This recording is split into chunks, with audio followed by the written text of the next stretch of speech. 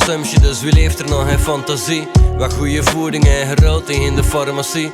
De media is niet veel anders dan een parasiet. En mededogen is vervangen geweest door apathie. Onze gemeenschap is nu gewoon een maatschappij. We massas plekken, maar voor niemand nog een platsje vrij. Nu leven we met de gevolgen van de pandemie. Maar al dat ik wouden was gelukkig kunnen volwassen zijn. Nu merk ik dat ik aan het sporen zit voor later. Dat de sociale media's beladen zijn met haters. En zoveel verwachtingen die ontstaan zijn en omkaderd. Maar al dat ik wouden was een paar, dat lijkt mijn vader.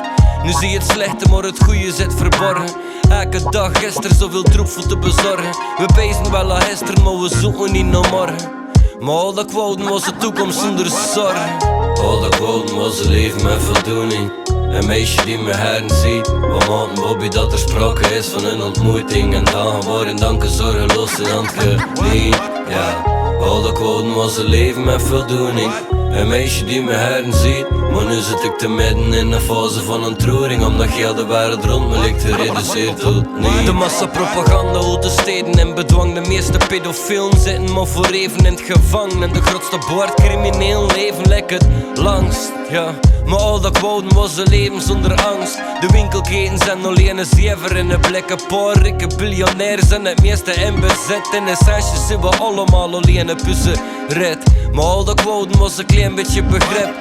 Vraag me nog wanneer dat chance hem nog moeit. Hoe vaak zie je nog mensen die niet smaan dat ze boeit. Dus de wereld is verstoord, de papavers zijn aan het bloeien. Maar al dat ik wouden was de kansen voor te groeien. Iets anders wordt binnen direct gecensureerd. Ik zie dat de wetenschap met coole blik analyseert. Er is gigantisch veel, alles is er lijkt is vreemd. Wat van al dat ik wouden is er lijkt me weinig gepasseerd. Al dat ik wouden was een leven met voldoening. Een meisje die me herziet. We maten Bobby dat er sprake is van een ontmoeting. En dagen waarin danken zorgeloos in hand geniet. Ja, al dat ik wouden was een leven met voldoening. Een meisje die me herziet. Maar nu zit ik te midden in een fase van ontroering. Omdat heel de wereld rond me ligt gereduceerd tot niet. The time is now for me to shine. Already blessed you.